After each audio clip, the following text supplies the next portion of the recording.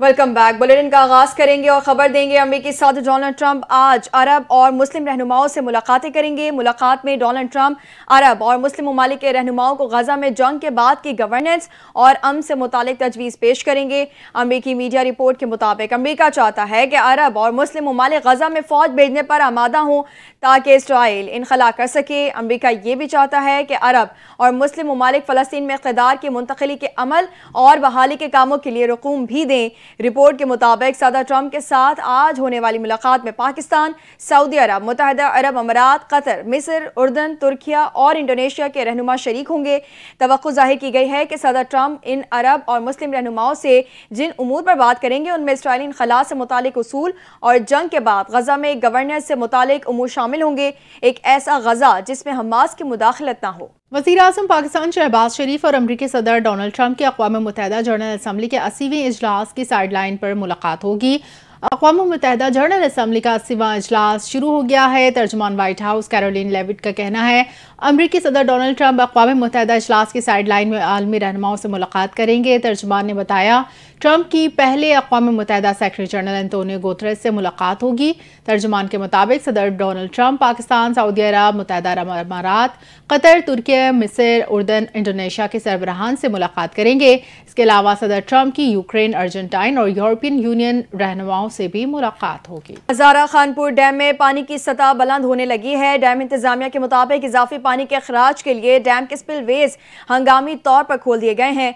Assistant commissioner Khanpur की जानिब से इलाका भर में सायरन बचाकर हाई अलर्ट जारी कर दिया गया है। इंतजामिया का कहना था कि हजारा खानपुर डैम में पानी की मुकर्ररा हद 1982 फीट है। इससे कबल डैम के स्पिलवेज 13 मरतबा खोले जा चुके हैं। डैम से पानी के अखराज 7500 क्यूसेक के हिसाब से बरास्ता नदी हरू दरियाए अटक में किया जा रहा है। दूसरी जानिब खानपुर हजारा डैम इंतजामिया ने रेस्क्यू और मकामी महकमों को भी अलर्ट रहने की हिदायत कर दी है। सिंध ह्यूमन राइट्स कमीशन ने सिंध हुकूमत को खत लिखकर मजहबी तब्दीली के बाद निकाह के खात्मे के लिए कानून में तरमीम की सिफारिश कर दी। कमीशन ने निशानदेही की कि सिंध हिंदू मैरिज एक्ट 2018 में इस हवाले से वाज़ेह तरीक़ेकार मौजूद नहीं। इस खला को पूरा करने के लिए सूबाई असम्बली में कानून साजी की जरूरत है। मजीद तफसीलात जानते हैं ताहा मलिक से। जी ताहा। जी बिल्कुल, देखिए सिंध ह्यूमन राइट्स कमीशन ने सिंध हुकूमत को खत लिखा है कि जिसमें मजहबी तब्दीली के बाद निकाह के खात्मे के लिए कानून में तरमीम की सिफारिश शामिल है। कमीशन ने निशानदेही की है कि सिंध हिंदू मैरिज तरमीमी एक्ट 2018 में एक बड़ा कानूनी खला मौजूद है, क्योंकि मजहब की तब्दीली के बाद निकाह खत्म करने का वाज़ेह तरीक़ेकार कानून में शामिल नहीं।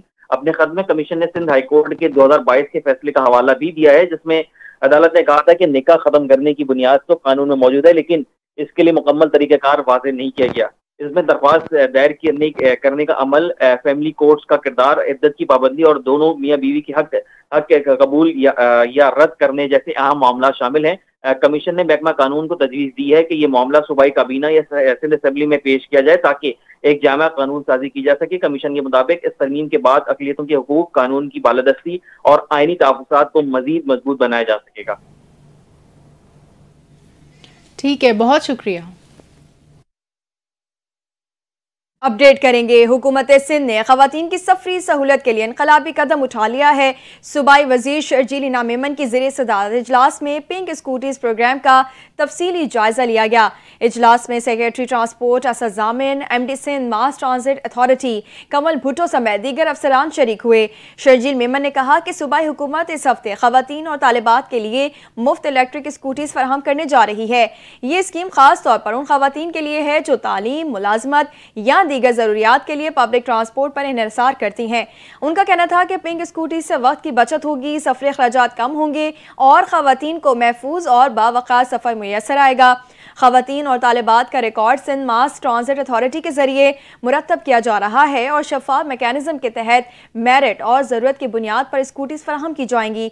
सूबाई वज़ीर ने मजीद कहा कि हुकूमत सिंध खवातीन को खुद मुख्तार बनाने के लिए ज़्यादा से ज़्यादा मौक़े देना चाहती है ताकि वो तालीम, मुलाजमत और दीगर शोबों में भरपूर हिस्सा ले सकें। सिंध हुकूमत ने सूबे के 14 अजला में बल्दियाती ज़िमनी इंतखाबात के सिलसिले में 24 सितंबर को आम तातील का ऐलान किया है। हुकूमत सिंध के जारी करदा नोटिफिकेशन के मुताबिक सिंध में 24 सितंबर को होने वाले बल्दियाती ज़िमनी इंतखाबात के मौके पर सिंध के 14 अजला में आम तातील होगी, जबकि इन अजला में तमाम सरकारी दफातर, तालीमी इदारे पोलिंग के दिन बंद रहेंगे ताकि वोटर्स को सहूलत फराहम की जा सके। नोटिफिकेशन के मुताबिक तातील का इतलाक कोटकी, सक्खर, खैरपुर, मीरपुर खास, उमरकोट, मिटियारी में होगा, जबकि हैदराबाद, जामशोरो, दादूबदीन, ठट्टा में आम तातील होगी। इसके अलावा कराची वेस्ट, कराची ईस्ट और किमाड़ी में आम तातील का ऐलान किया गया है। दूसरी जानिब इलेक्शन कमीशन ऑफ पाकिस्तान ने ज़िमनी इंतखाबात के दौरान अमन अमान कायम रखने के लिए सिंध रेंजर्स को तलब कर लिया है। इस हवाले से वफाकी वजारत दाखिला को खत भेजा गया है, जिसमें कराची ईस्ट, वेस्ट, किमाड़ी और इंतहाई उमरकोट के पोलिंग स्टेशन पर इंतहाई हसास रेंजर्स की तैनाती की दरख्वास्त की गई है। पाकिस्तान ने फ़लस्तीनी रियासत को फ्रांस, बरतानिया, कनाडा, ऑस्ट्रेलिया और पुर्तगाल की जानिब से तस्लीम करने का खैरमकदम किया है। नायब वज़ीर आज़म और वज़ीर ख़ारजा इसहाक़ डार ने मुतालबा किया कि वो तमाम ममालिक जिन्होंने फ़लस्तीन को ताहाल तस्लीम नहीं किया, वो बैनुल अक़वामी कानून के तहत रियासत फ़लस्तीन को तस्लीम करें। नायब वज़ीर आज़म इसहाक़ डार ने यह बात सोशल मीडिया पर जारी अपने पैगाम में की। उन्होंने कहा कि आज उन्होंने फ़लस्तीन के 2 रियासती हल से मुतालिक आला सतह की कॉन्फ्रेंस में शिरकत की है, जो कि फ्रांस और सऊदी अरब की जानिब से मुश्तरका तौर पर चेयर की गई। बरतानिया, कनाडा, ऑस्ट्रेलिया और पुर्तगाल के बाद फ्रांस ने भी फ़लस्तीन को रियासत तस्लीम कर लिया। फ्रांस के सदर मैक्रोन ने अक़वाम मुत्तहिदा कॉन्फ्रेंस में फ़लस्तीन को रियासत तस्लीम करने का ऐलान किया। उन्होंने अपने खिताब में गज़ा में जारी जंग को नाकाबिल जवाज़ करार दिया। फ्रांसीसी सदर ने कहा कि हम मज़ीद इंतज़ार नहीं कर सकते, अब वक्त आ गया है ये जंग मुकम्मल ख़त्म की जाए। हमास के ज़ेर हिरासत बाकी 48 मुग़वियों को भी फौरी रिहा किया जाए। दूसरी जानिब फ़लस्तीनी सदर महमूद अब्बास ने फ़लस्तीनी मज़ाहमती तंजीम हमास से अपने हथियार डालने का मुतालबा कर दिया है। फ़लस्तीनी सदर ने अक़वाम मुत्तहिदा में फ़लस्तीन कॉन्फ्रेंस से वीडियो लिंक के जरिए खिताब में कहा कि हमें गज़ा में इमदाद की ज़रूरत है, गज़ा में फ़ौरी जंग बंदी का मुतालबा करते हैं। उन्होंने वीडियो लिंक के जरिए खिताब के दौरान मुतालबा किया कि हमास अपने हथियार फ़लस्तीनी अथॉरिटी के हवाले करे।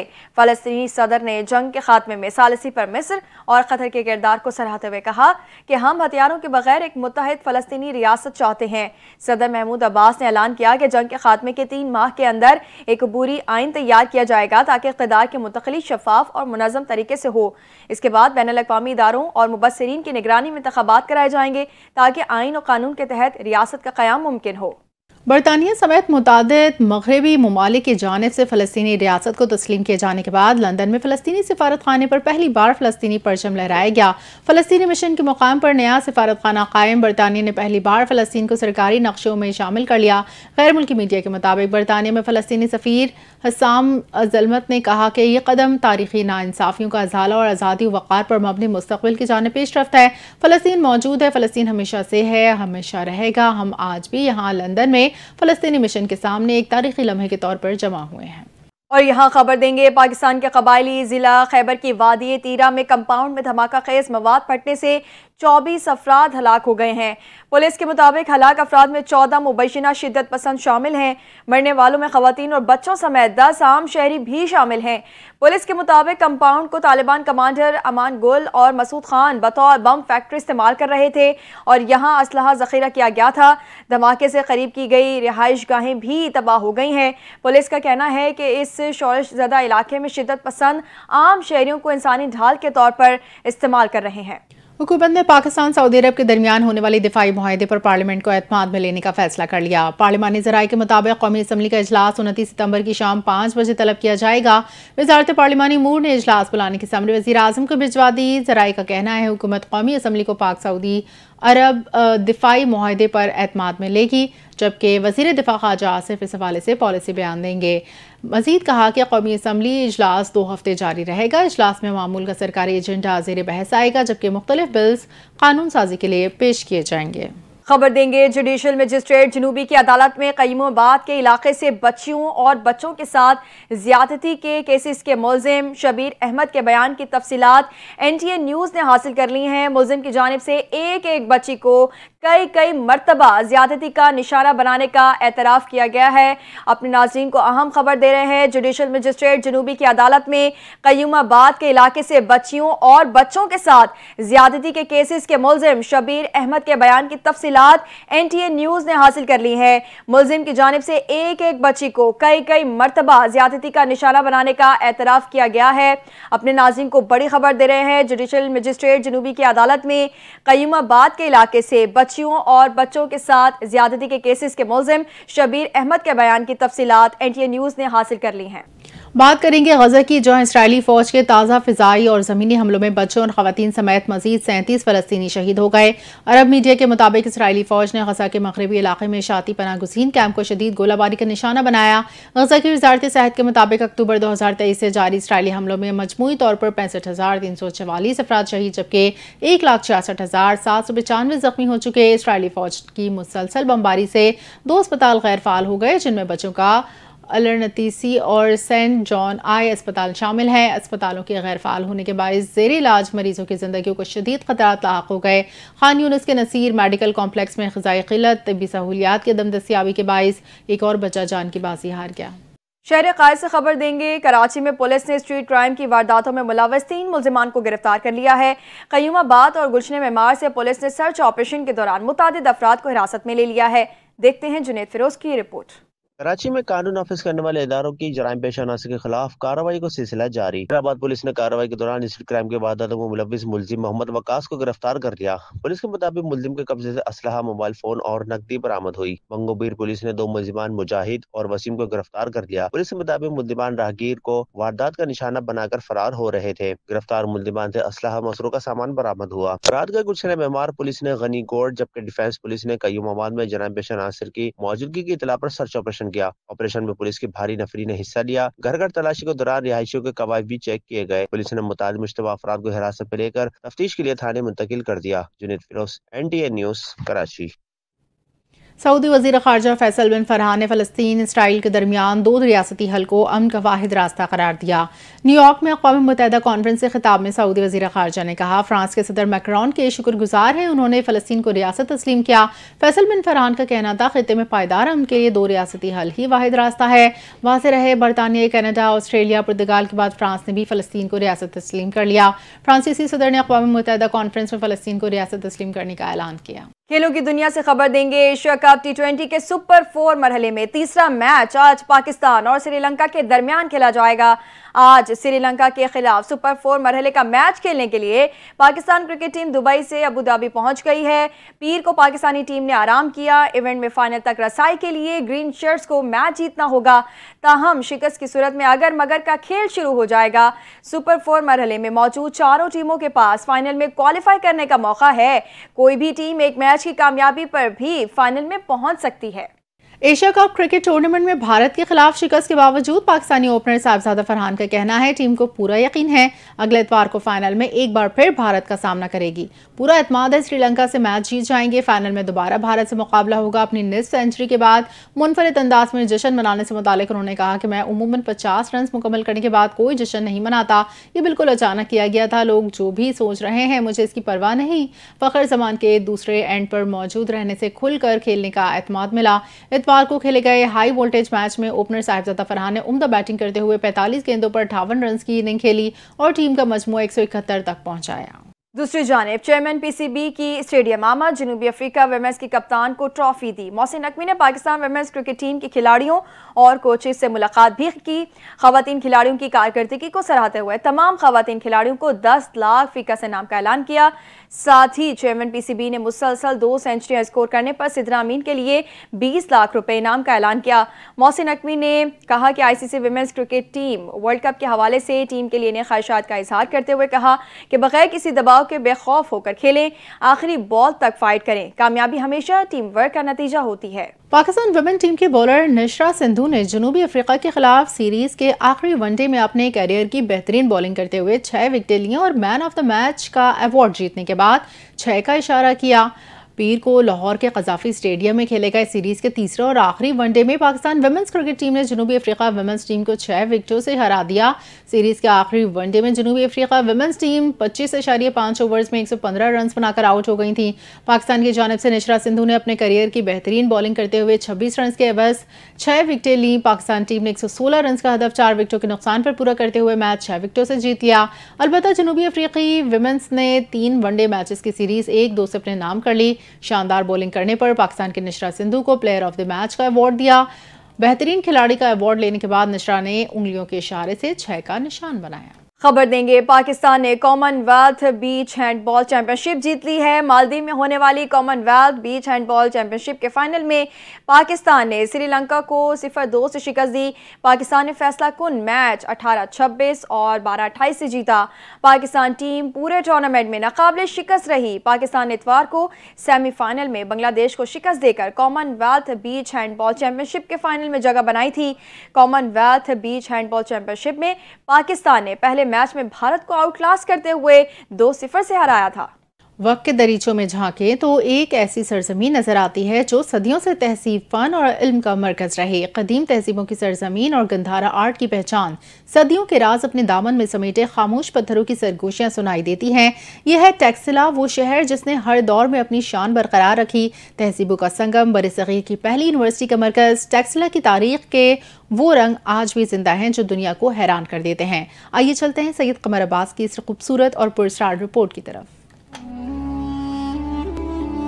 बहुत ज़माने पहले बरसगीर की ज़मीन पर एक ऐसा शहर आबाद हुआ जिसे तहजीबों का गहवारा कहा जाता है। ये शहर था टेक्सिला, कदीम कंदारा आर्ट और सकाफत का जिंदा सबूत।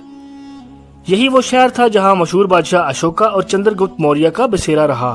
6ठी सदी कबल मसीह तक टेक्सिला ईरान का सूबा था। बाद में 7 शाही खानदानों ने यहाँ हुकूमत की। ईरानी, यूनानी और हिंदुस्तानी तहजीबों का संगम यहाँ की फिजाओं में घुला हुआ था। शायद यही वजह थी कि बरसगीर की पहली अजीमुशान यूनिवर्सिटी भी टेक्सिला में ही कायम हुई, जहां दूर दराज इलाकों से लोग इल्म हासिल करने के लिए आते थे। मशहूर फलसफी चाणक्य ने अपनी किताब अर्थशास्त्र भी टेक्सिला की इन्हीं वादियों में लिखी थी। पूरी दुनिया की सबसे पहली जो ग्रामर की किताब लिखी गई है वो टेक्सिला में लिखी गई है, पानीनी ने लिखी है। और इसी तरह एक जो ऑपरेशन करने वाला था उसने सबसे पहले टेक्सिला में ऑपरेशन किया उस जमाने में, वो उस्ताद था। और इसी तरह वो जो तिब का महर था चरत, वो भी टेक्सिला में था। इसी तरह एक बहुत बड़ा पोट्री में शायरी में नाम था अशु घोष, वो भी टेक्सिला में था। यानी टेक्सिला इल्मी मैदान में एक बहुत बड़ा मकाम रखता था। यहाँ दुनिया भर से तलबा पढ़ने के लिए, बल्कि शहजादे, उमरा और वजीर बनने के लिए आते थे। कहा जाता है कि जब सिकंदर आजम 326 कबल मसीह में यहाँ आया तो इस शहर की अजमत ने इसे महसूर कर दिया। इसने टेक्सिला पर कब्जा किया और 5 दिन तक यहाँ क़याम किया। फिर 190 कबल मसीह में यूनानी हुक्मरान दरमेश ने इसे फतह करके अपना पाया तख्त बनाया। चूँकि टेक्सिला 3 बड़े तजारती रास्तों का संगम पर वाक़या था, इसलिए ये शहर जल्द ही एक अजीम तजारती मरकज बन गया। इसका जिक्र हिंदू, जैन और बुद्ध मत की कदीम किताबों में भी मौजूद है। वक्त गुजरता गया और 1913 में जब जहां खुदाई शुरू हुई तो जमीन ने अपने सीने से ऐसे राज अफशा किए जिन्होंने दुनिया को हैरान कर दिया। 1934 तक ये सिलसिला जारी रहा और जो नौदरात बरामद हुए इन्हें महफूज करने के लिए हुकूमत पाकिस्तान ने टेक्सिला में एक अजीम म्यूजियम भी कायम कर दिया। यूनेस्को की आलमी सकाफती विरसे की फहरिस्त में शामिल टेक्सिला को हेरिटेज सिटी की तर्ज पर सहूलियात से आरास्ता करने के लिए हुकूमत पंजाब ने 4 अरब 20 करोड़ रुपए की खती रकम की मंजूरी दे दी। Syed Qamar Abbas, NTN news, Taxila. News studio से फिलहाल इतना ही। मज़ीद खबरों और अपडेट्स के लिए देखते रहिए NTN न्यूज़।